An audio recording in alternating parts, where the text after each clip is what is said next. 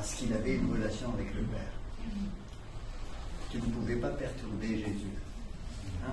Tu aimerais bien avoir cette relation avec le Père? Hein, quoi qu'il arrive, qu'il y ait la tempête, le bourrasque, le vent, la pluie, la neige, t'es calme. Et savez-vous que quand vous avez peur, vous allez propager la peur partout? Vous n'avez pas remarqué? Vous avez semé le bazar partout quand vous avez peur, parce que vous allez commencer à faire peur à la personne à côté de vous, hein, et la peur est contagieuse. Donc est-ce que vous voulez être des chrétiens qui amènent la paix, qui amènent le repos?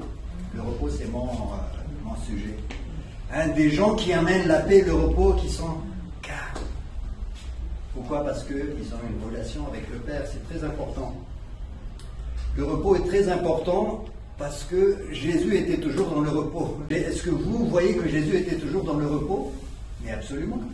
Quand on regarde la vie de Jésus, il y avait des épreuves, il y avait des attaques, il y avait beaucoup de choses, mais Jésus était calme, imperturbable, parce qu'il avait une relation avec le Père. Alléluia. Venez à moi, vous tous qui êtes fatigués et chargés, et je vous donnerai du repos. Prenez mon joug sur vous et recevez mes instructions, car je suis doux et humble de cœur, et vous trouverez du repos pour vos âmes, car mon joug est doux et mon fardeau est léger. Ça c'est dans Matthieu 11, 28, et c'est Jésus qui parle. Il sait de quoi il parle, parce que lui il était toujours dans le repos, quoi qu'il arrive. Il était dans cette paix, dans cette assurance. Et donc, il fait une invitation à nous tous. Qui veut avoir le repos du Seigneur? Repartir d'ici, je veux être dans le repos. Quoi qu'il arrive, qu'il y ait le vent, la tempête, des problèmes, des épreuves, quoi qu'il arrive dans ma vie, je veux être comme Jésus dans le repos. Et il nous invite, chacun de nous, à rentrer dans ce repos. Et même, moi je dirais, j'élargis, hein, que nous sommes, nous en tant qu'hommes, créés pour être dans le repos de Dieu. Voilà, c'était le but initial de Dieu. Hein, je disais ça, je crois, à Périgueux. Je disais que quand Dieu a créé le monde, il a commencé à créer l'univers, les animaux, la lumière et tout ça. Et il trouvait tout ça bon. Hein, 5 fois il dit bon. Dans la Bible, et quand il a créé l'homme, dans Genèse chapitre 1er, verset 27, il a trouvé que sa création était très bonne. Très bonne, la création. Donc, l'homme était très bon, l'homme et la femme sont très bons. Création merveilleuse. Est-ce qu'il y a des créatures merveilleuses ici? Oui. Être dans le repos aussi, c'est s'accepter soi-même et de dire je suis une créature merveilleuse. Amen. Je te loue, Père, louez le Seigneur de ce que je suis une créature merveilleuse. Est-ce que vous avez déjà fait ça une fois dans votre vie? Oui. Hein? Faites-le devant le miroir et dites je te loue, Père, de ce que je suis une créature merveilleuse. Je m'accepte parce que lui, il m'accepte. Jésus m'accepte tel que je suis. C'est important. Donc c'est une invitation à toutes les personnes, à tous les hommes, le repos, parce que juste après la création de l'homme et de la femme, Dieu s'est reposé et il les a invités à se reposer avec lui. Waouh! Donc il ne l'a pas créé avant pour voir les 5 jours de création, non, il l'a créé à la fin, juste avant le Shabbat Shalom. Et voilà, il invite l'homme à rentrer dans son repos parce que Dieu veut que vous soyez dans le repos. Ça, c'est votre ADN, c'est votre nature, c'est Dieu qui vous a créé ainsi et c'est sa volonté que vous soyez dans le repos. Hein. Mais la Bible dit qu'il n'y a pas de paix pour le méchant. Tout au long de la Bible. Hein. Il n'y a pas de paix pour le méchant. L'âme qui pêche, c'est l'âme qui mourra. Et Jésus a dit dans Jean chapitre 3, verset 36, celui qui a le Fils, il a la vie éternelle, mais celui qui n'a pas le Fils, il n'a pas la vie éternelle, mais la colère de Dieu demeure sur lui. S'il y a quelqu'un ici qui n'a pas encore cette relation, cette assurance de la vie éternelle, ben je l'invite vivement à venir au Seigneur pour avoir la paix. avec Dieu. Ah, ça c'est important. Est-ce que vous avez la paix avec Dieu?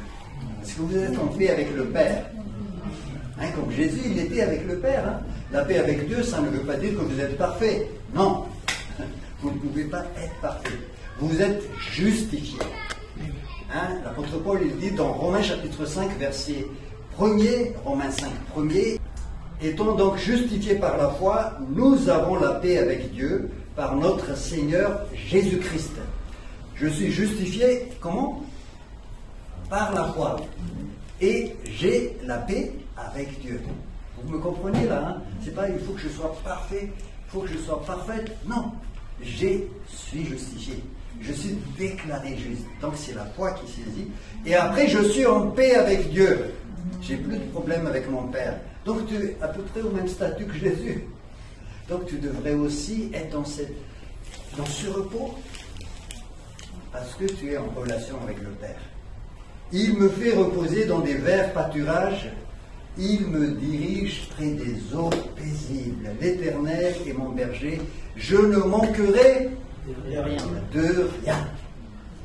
Ça, c'est déjà la source de tous les problèmes dès qu'on commence à dire, mais Seigneur, comment tu vas faire pour ceci, pour cela? L'Éternel est mon berger, je ne manquerai de rien. Le bon berger, alléluia. Il faut vraiment que nous apprenions à vivre par la foi, dans la paix et marcher, comme Jésus marchait. Il me fait reposer dans des verts pâturages. Il me dirige près des eaux paisibles. Il restaure mon âme. Est-ce que vous avez vu déjà des eaux paisibles, hein? Comme une biche soupire après les eaux, dit le psalmiste, moi aussi je soupire auprès du Dieu vivant. Amen. Et Dieu restaure ton âme. Il y a de la crainte, il y a de la peur, il y a de l'angoisse. Dieu restaure, il n'y a pas de crainte à se faire. Il me dirige près des eaux paisibles. Donc, l'Éternel est notre berger, et quand l'Éternel est notre berger, nous sommes des brebis du Seigneur. Et mes brebis entendent ma voix, elles me suivent. Hein? On reviendra sur ça tout à l'heure. Ça, c'est la première chose, c'est une invitation à tout le monde, le repos. Un jour, il y avait un monsieur qui était chargé, il avait des lourds fardeaux, hein, c'était dans un sac, et il faisait le stop, hein, et il y avait un camion, il avait vraiment 2 ou 3 sacs, hein, qui s'arrêtaient pour le prendre. Donc lui il croulait sous son sac comme ça, très lourd, et le camion s'arrête, il rentre dans le camion, et il s'assit et il gardait le sac soulevé. Hein. Ça vous fait sourire, mais vous savez, on fait comme ça. Hein. On rentre dans le bateau du Seigneur. Est-ce que vous êtes dans le bateau du Seigneur? Est-ce que vous marchez avec le Seigneur? Mais vous gardez toujours le sac sur vous. Hein? Vous l'avez peut-être déposé une fois, et après vous reprenez.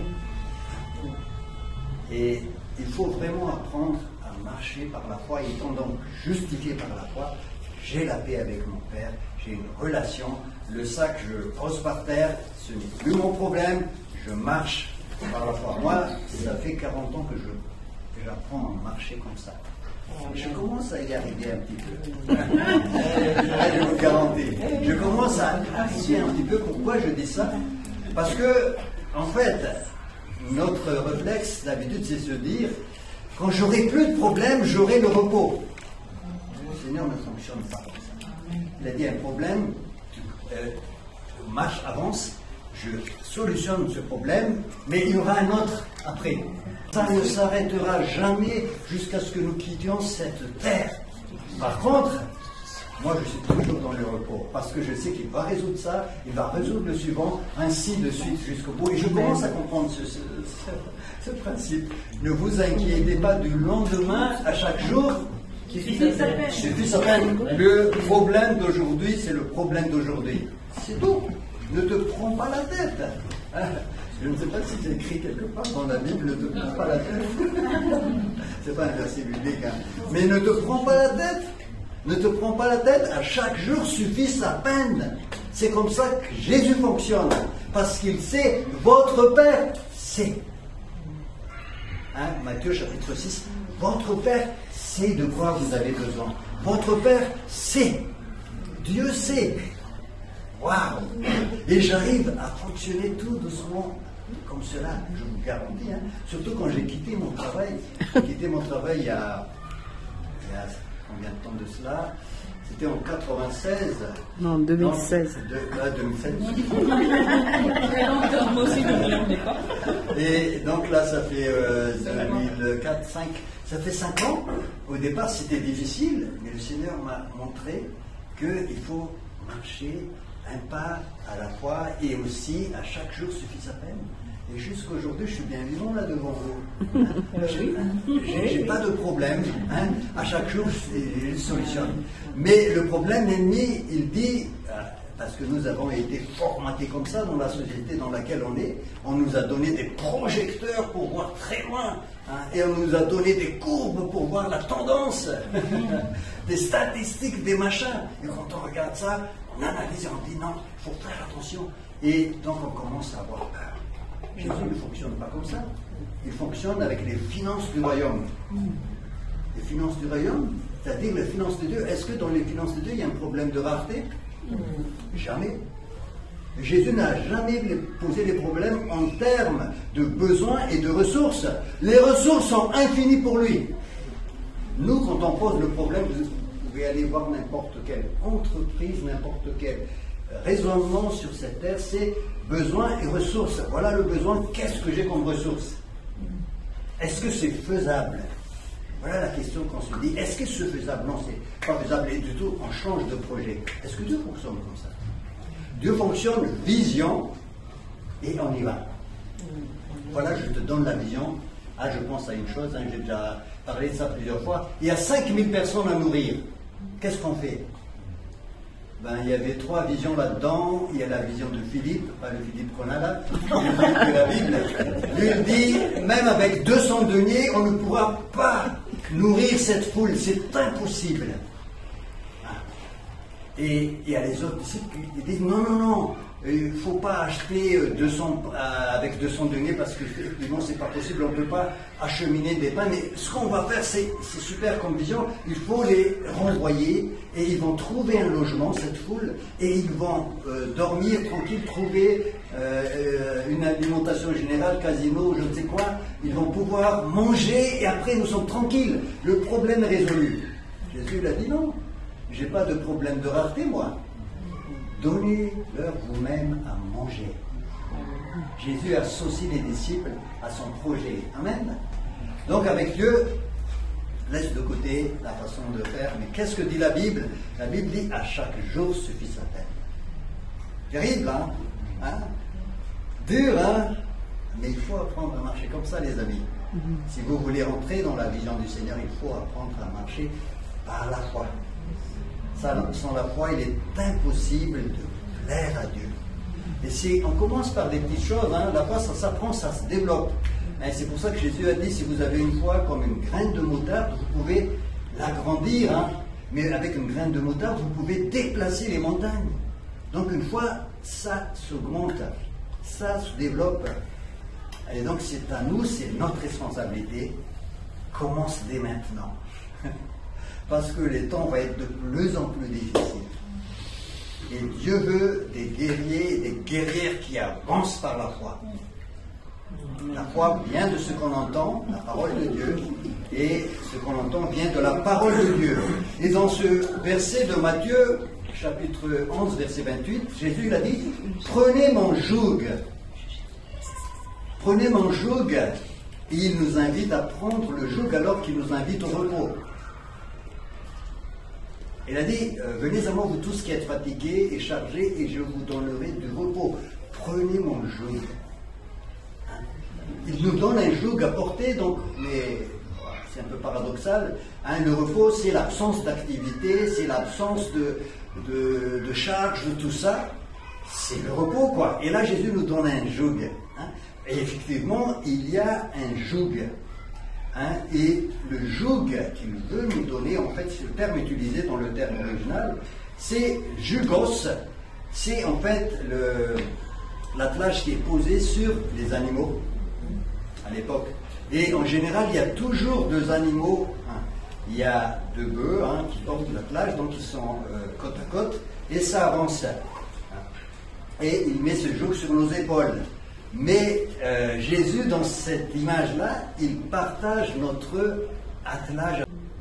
Le joug de Jésus n'a rien à voir avec le légalisme des pharisiens. Vous savez qu'il y a beaucoup de pharisiens dans l'église.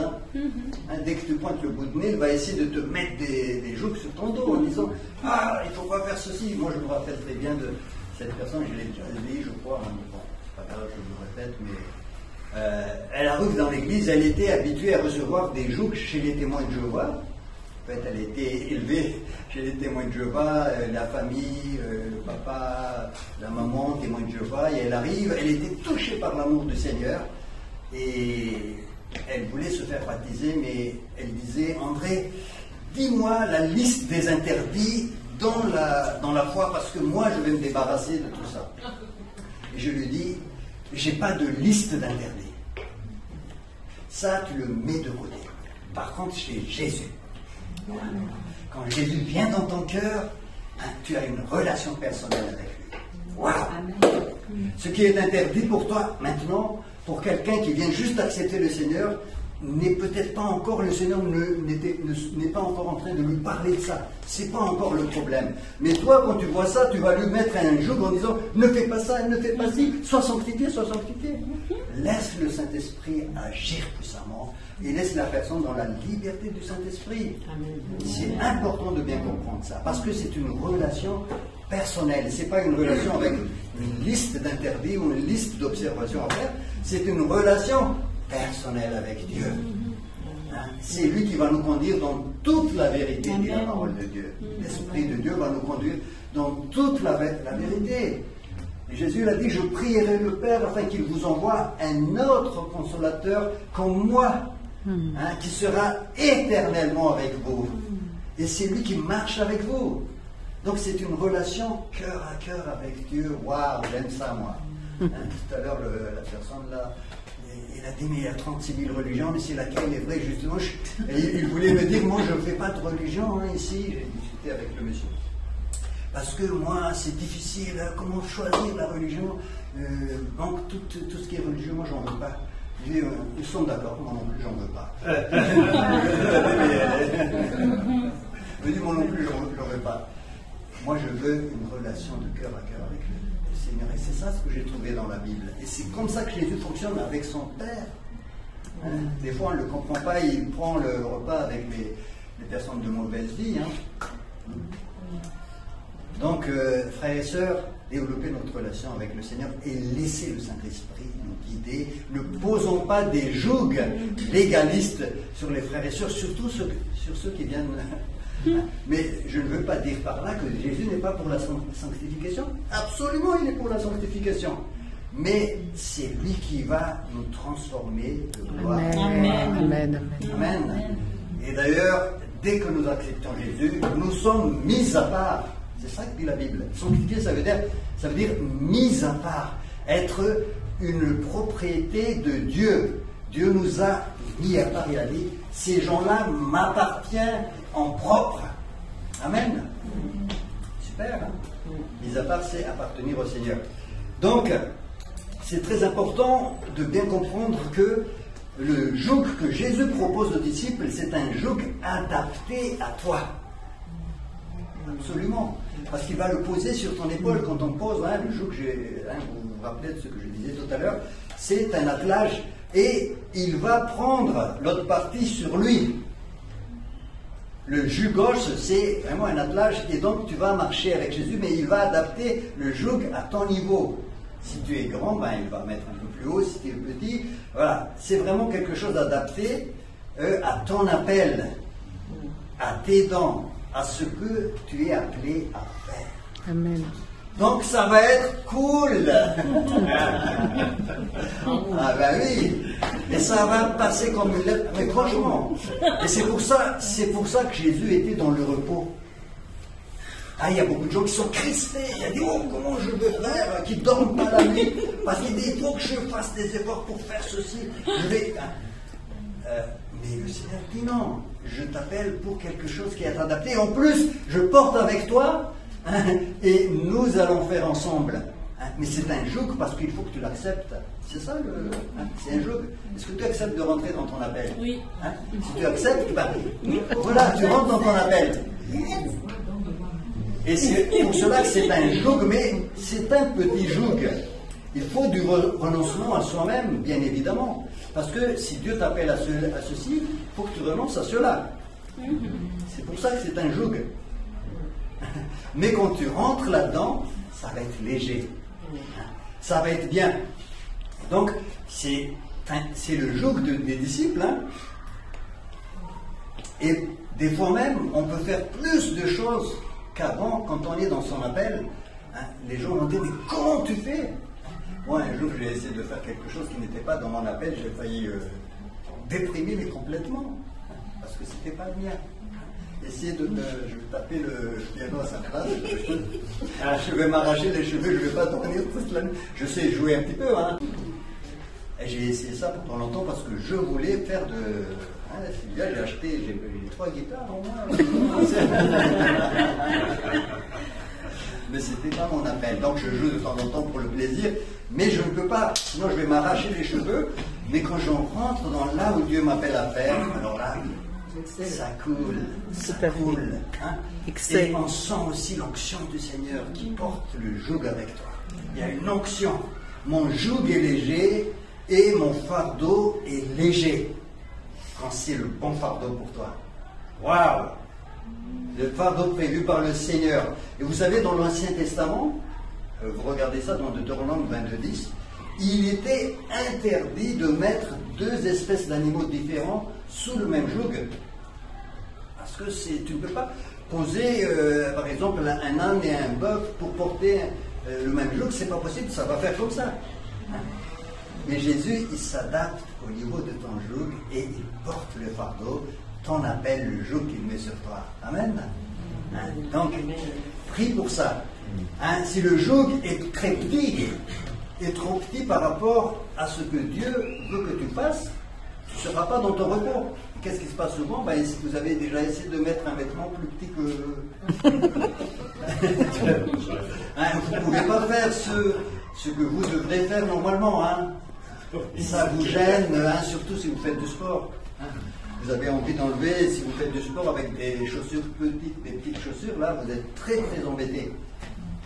Donc, il ne faut pas prendre un joug si tu sens que Dieu t'appelle à faire ceci pour être dans ton repos. Prends le joug, alléluia. N'aie pas peur de l'intimidation de l'ennemi. Fonce, rentre dedans. Rentre dedans.